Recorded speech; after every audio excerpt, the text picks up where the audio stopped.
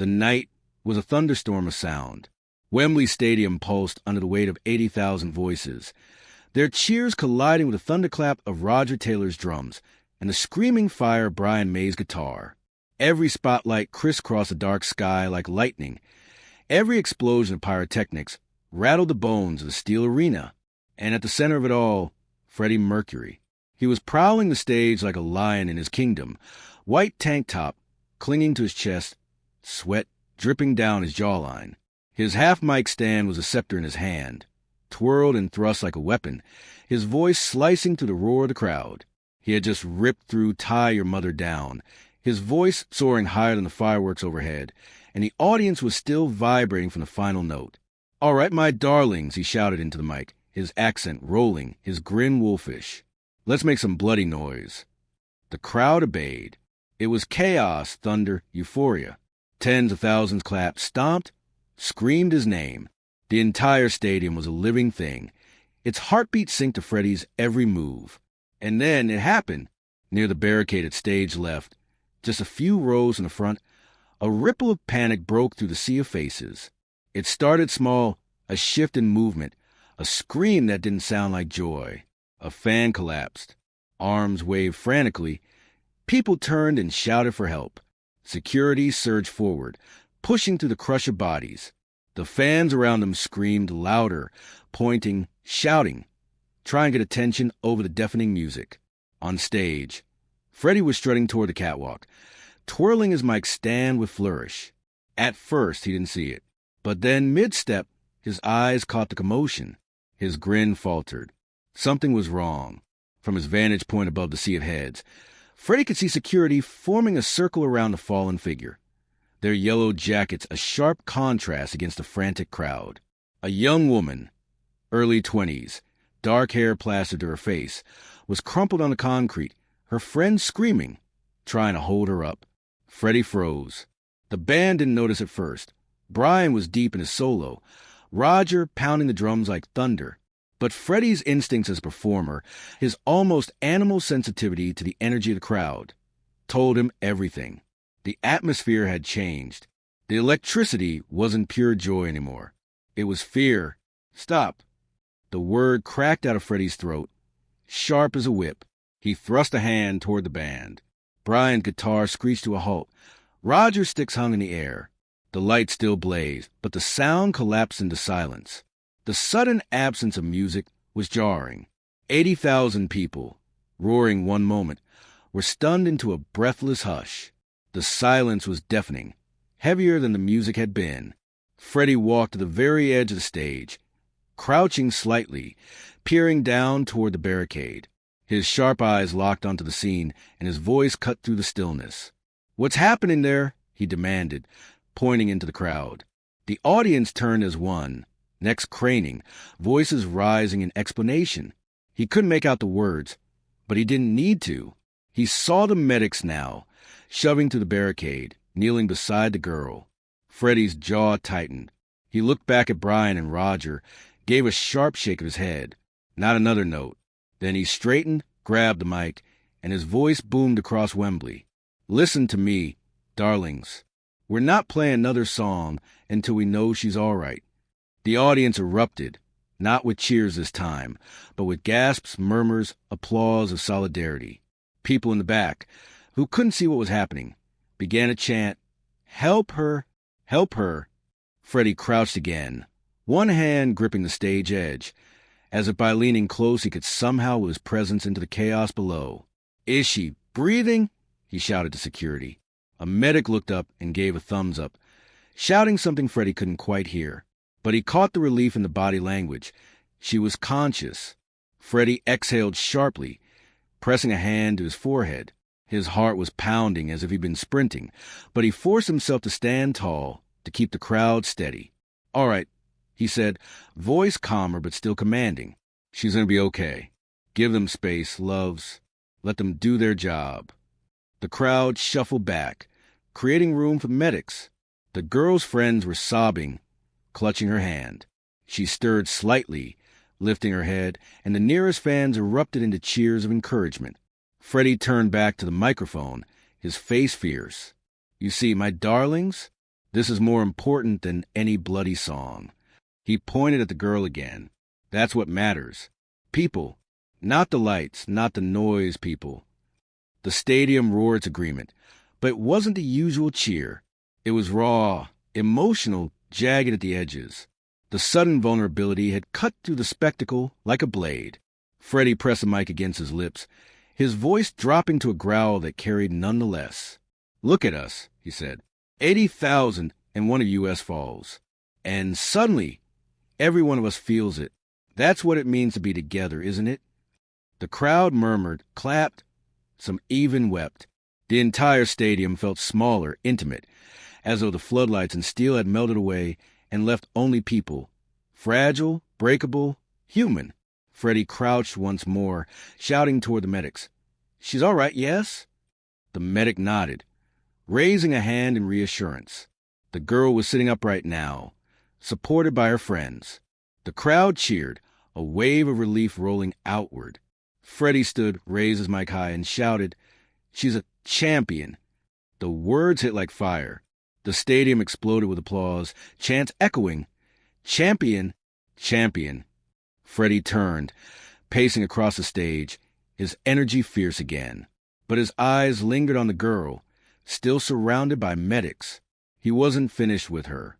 The moment wasn't over, and the entire crowd knew it. Because Freddie Mercury had stopped the biggest rock show in the world for one injured fan. And whatever happened next, it wasn't just going to be music anymore. It was going to be something unforgettable. If you're enjoying this story, please subscribe to support the channel. The roar of Wembley didn't return immediately. Even after the medics had signaled the injured fan was conscious, the atmosphere hung heavy, charged and uncertain.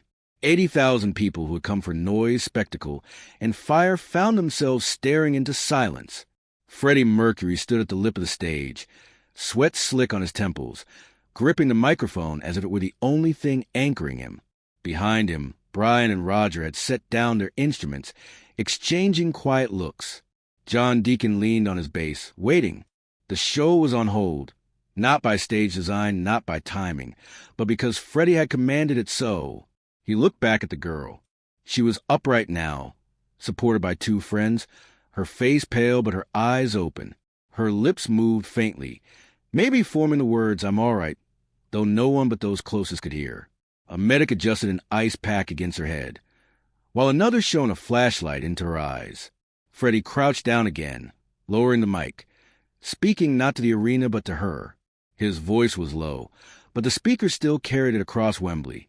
"Darling, can you hear me?" The girl nodded weakly. The crowd nearest to her erupted in cheers, waving frantically toward the stage.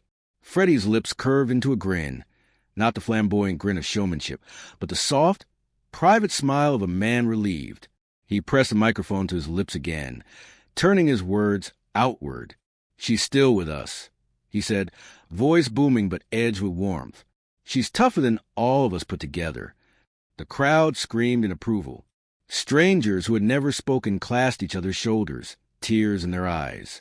Freddie raised a hand, silencing them again. His tone shifted, softer, almost conspiratorial. "You know," he began, pacing slowly, "we all think we come here for the noise, for the lights, for the madness."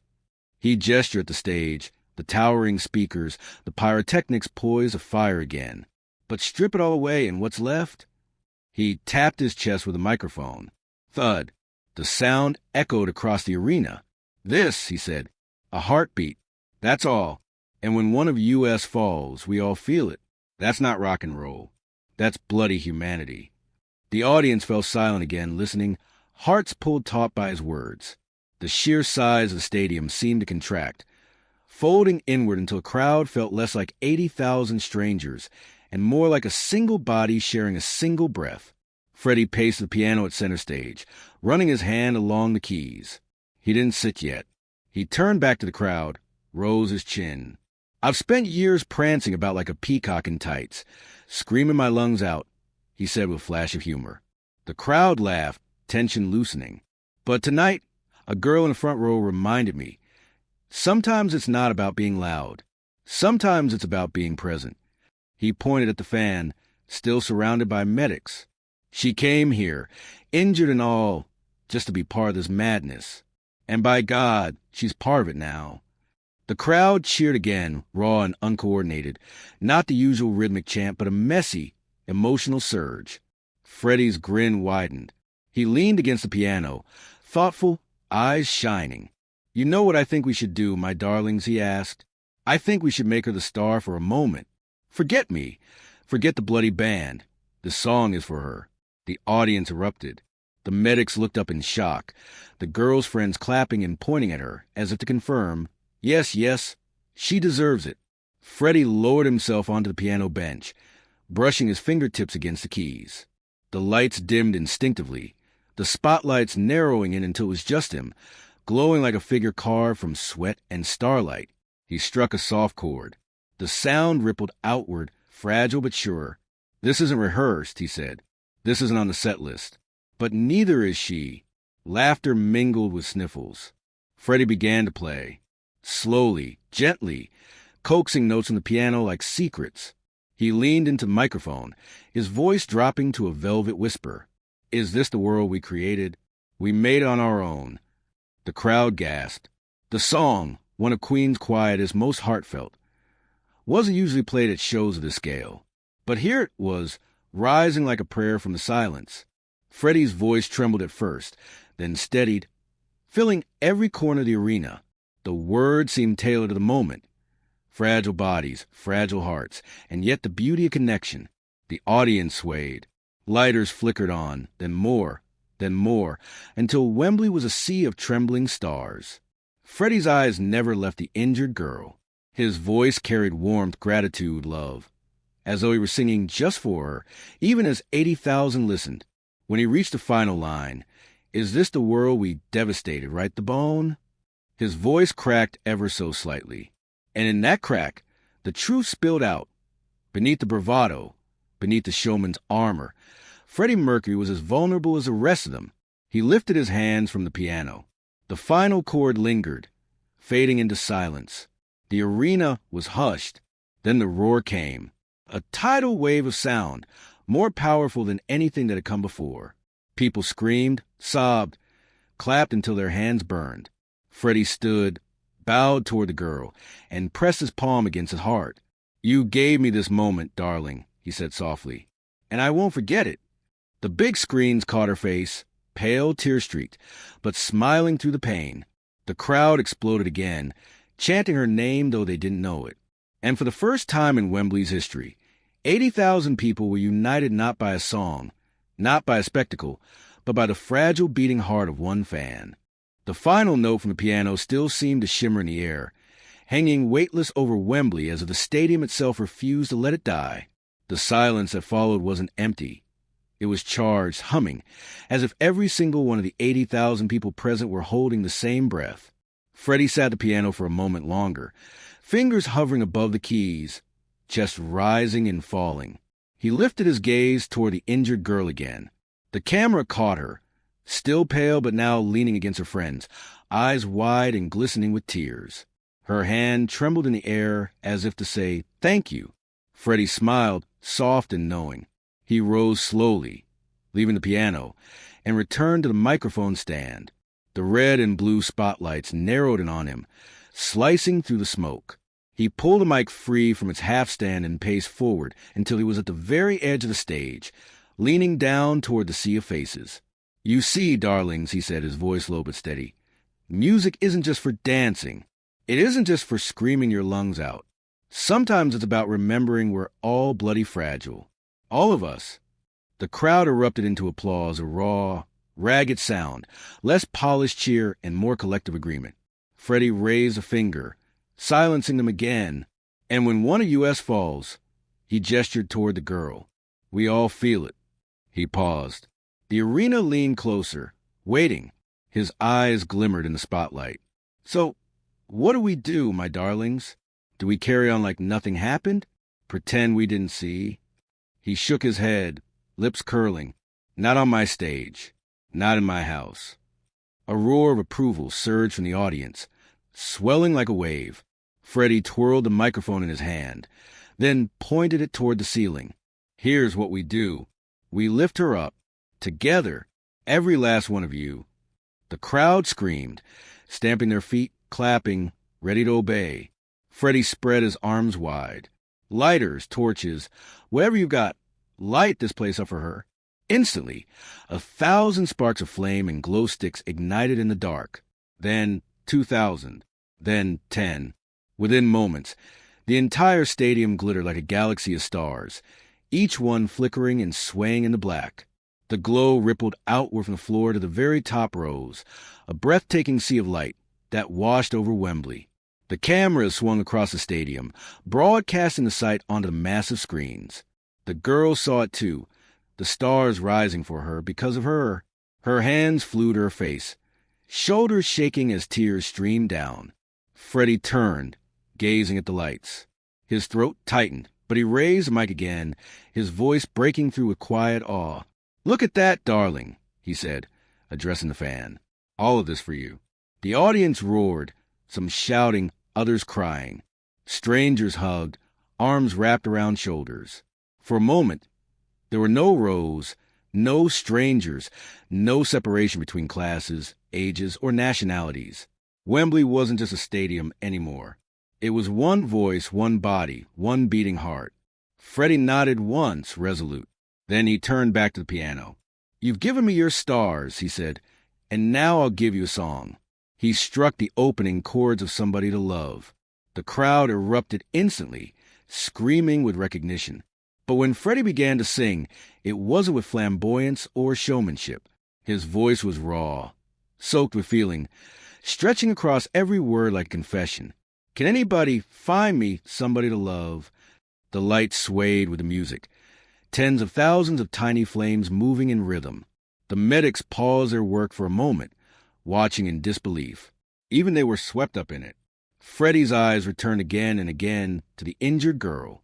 Each time he hit a high note, his gaze locked on her, as though daring her to absorb the strength he was pouring out. She responded, weak at first, then stronger, lifting her arm high with the crowd, her face lit by the glow of countless lighters around her. By the second chorus, the stadium was singing with him, not just clapping along, but roaring the lyrics, their voices shaking the night. Freddie leaned back, letting the sound crash over him. "Somebody to love." He pulled the microphone away from his mouth, holding out toward the audience. The response was deafening. The crowd didn't just sing, they cried the lyrics. Tens of thousands of voices cracked, broke, soared. Freddie's chest swelled and he laughed. A small, breathless sound, almost disbelieving. He turned the mic back to himself and screamed the next line with renewed fire, his voice ripping the air. When the song reached its crescendo, Freddie abandoned the piano entirely. He bounded across the stage, arms wide, microphone raised. His body shook with the sheer force of it, his voice a hurricane. The rows, still tucked against the stand, seemed to vibrate with every note. At the final chorus, he stopped. He raised his hand, cutting the band short. Silence fell again, but this time it was charged, ready. He crouched low at the front of the stage, pointing toward the girl, and shouted into the mic, "You sing it for her." The band dropped out completely. 80,000 voices roared the final chorus into the night sky, unaccompanied, unrestrained. It was raw and imperfect, but it was pure. The girl's friends wrapped their arms around her, lifting her hand high. The sound was overwhelming, a tidal wave of unity crashing against steel and sky. Even the medics had tears streaking their cheeks. When it ended, Freddie stood still, chest heaving, staring at the girl. He pressed his hand to his heart and bowed his head. "She's not just a fan," he said into the mic. His voice cracked slightly, then steadied. "She's our champion tonight." The crowd erupted. The chant began, "Champion, champion, champion." It spread like wildfire, voices slamming together in rhythm, until the entire stadium thundered with it. Freddie grinned, his eyes shining with tears that he quickly wiped away. "Bloody hell, Wembley," he muttered, shaking his head. "You've outdone yourselves." Then, with a spark of mischief, he added, "And so has she." The cameras caught her face one last time, pale, exhausted, but smiling, a smile that broke through the pain and glowed like sunlight. The moment was sealed. The fan hadn't just been saved. She had become the center of the night, the symbol of its beating heart. And Freddie Mercury had turned her pain into music that would never be forgotten. The chant still rolled through Wembley like thunder. Champion, champion, champion. 80,000 people stomping, clapping, shouting in unison, the word carrying weight that would echo far beyond the night.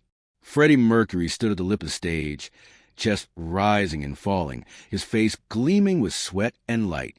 He leaned on the microphone stand, listening, drinking in the chant as though it were wine. His grin wavered between theatrical delight and something quieter, awe. The camera swung back to the girl.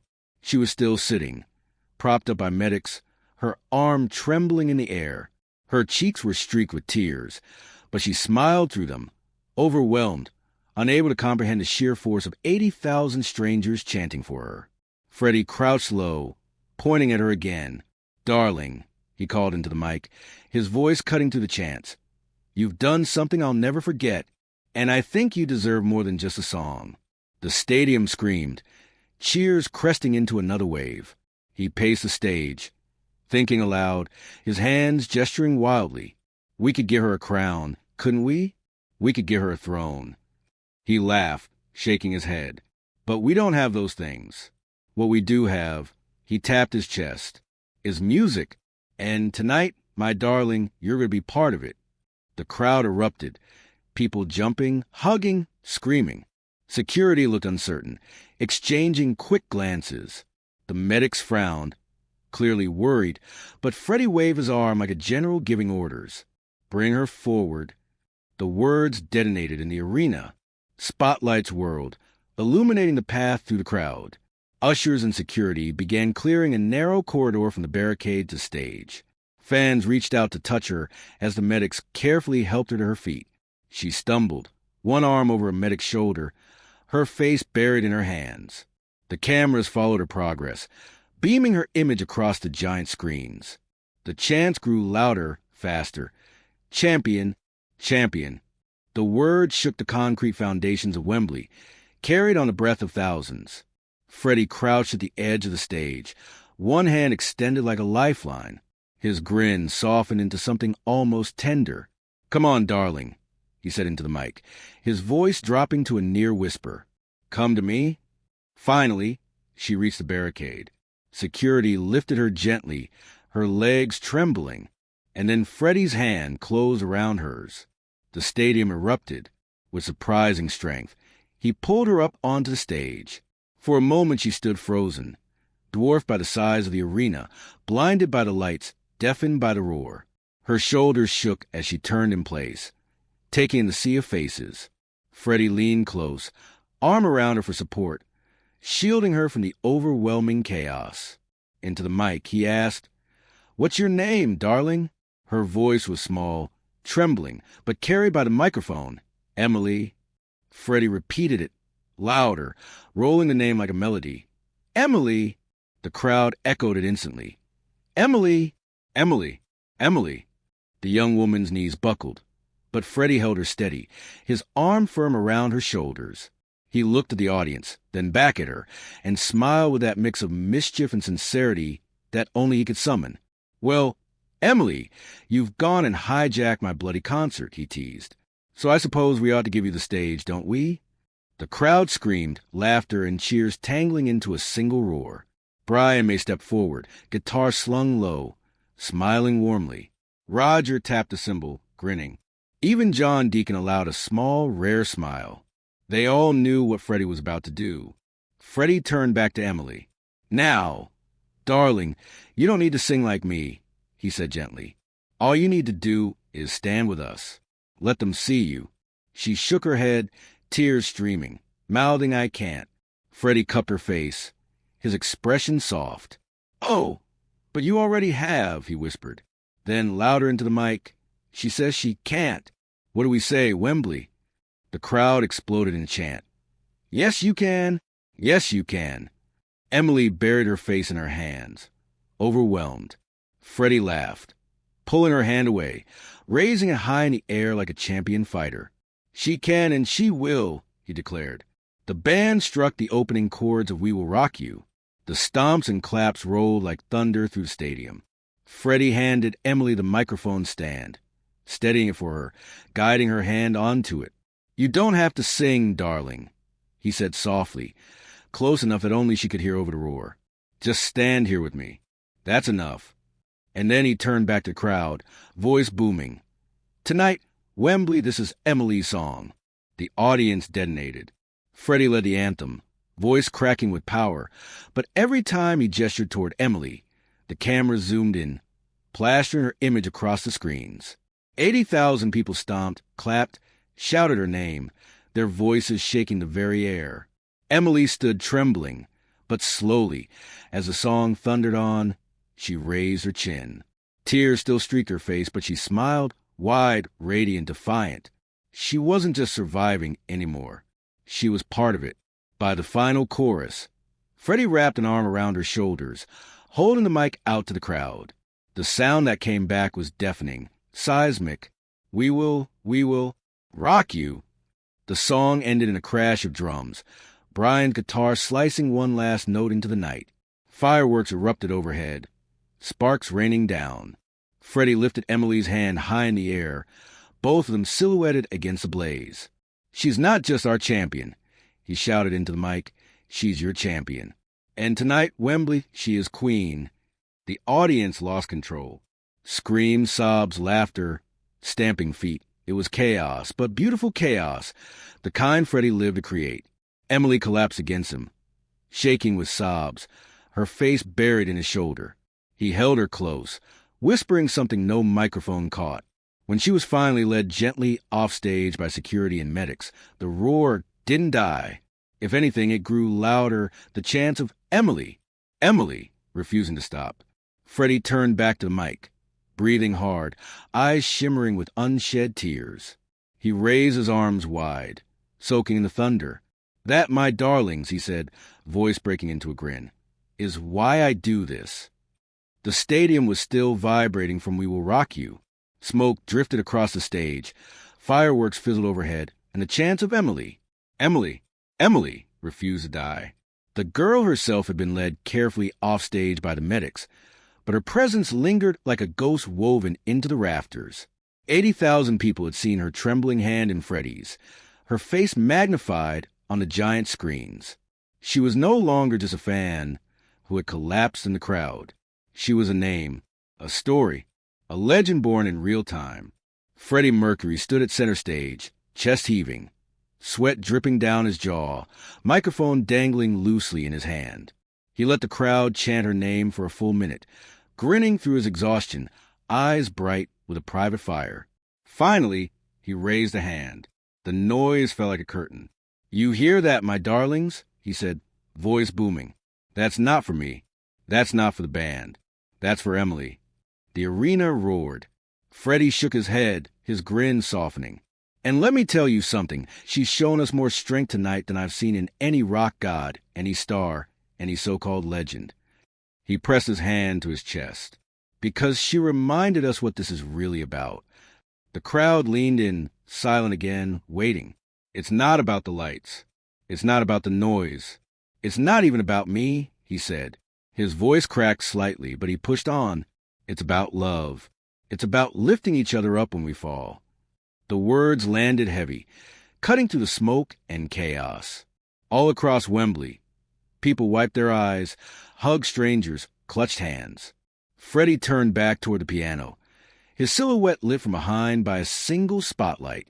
He sat, flexed his fingers, and struck the familiar, aching chords of We Are the Champions. The crowd gasped, then erupted into applause so loud it rattled the steel girders of the stadium. But when Freddie began to sing, the roar melted into reverence. His voice was raw, unfiltered, dripping with sincerity. "I've paid my dues time after time." It wasn't just performance anymore. It was testimony. Every lyric carried the weight of what had just happened. The audience didn't just hear the words. They lived them, each syllable a mirror of the night's struggle and triumph. By the second chorus, Freddie stopped singing entirely. He leaned back, closed his eyes, and let the stadium carry the song. 80,000 voices rose together, unshakable, fierce. "We are the champions, my friends." The cameras swung across the crowd. Men with tears in their eyes, teenagers shouting with fists raised, parents lifting their children onto their shoulders. And somewhere backstage, Emily sat with medics, her face pale but glowing, as she watched on a small monitor. When the chorus hit its peak, the crowd chanted her name between lines. She wept openly, her hand pressed to her heart. Freddie returned to the mic for the final verse, his voice cracking under the strain. He didn't care. The imperfection made it perfect. "I've taken my bows and my curtain calls." He stood from the piano, microphone in hand, and walked slowly across the stage, his body moving with the weight of a man channeling more than music. He pointed to the crowd, then to the sky, then back to his own chest. "Tonight," he shouted between verses, "we're all champions. But Emily is the bravest of us all." The crowd roared her name again, thunderous, relentless. When the song crashed into its final chorus, Freddie lifted both arms high, fists clenched, chest heaving. The fireworks erupted in gold and white behind him, showering sparks across the night. The band pounded out the final notes with crushing force. And then silence. Freddie stood motionless in the spotlight, arms still raised. He was drenched, exhausted, trembling, but smiling, eyes glistening with tears. Slowly, he lowered his arms, pressed his palm to his heart, and bowed. The stadium erupted, the ovation so loud it seemed to shake the very earth. People screamed until their throats were raw, clapped until their hands ached, stamped their feet until the concrete trembled. The ovation didn't stop. It rolled on unbroken, for minutes. Freddie let it wash over him, then stepped back to the mic one final time. His voice, soft but clear, carried into every corner of Wembley. "Remember this night," he said. "Not because of me, not because of Queen. Remember it because of Emily. She showed us the truth." He paused, grinning through the sweat. "The truth that love wins, every bloody time." The roar was deafening. Freddie gave one last bow, blew a kiss to the crowd, and strode offstage, his white tank top plastered to his chest, his silhouette vanishing into the shadows. The lights dimmed, but the crowd didn't move. They kept chanting her name. "Emily! Emily!"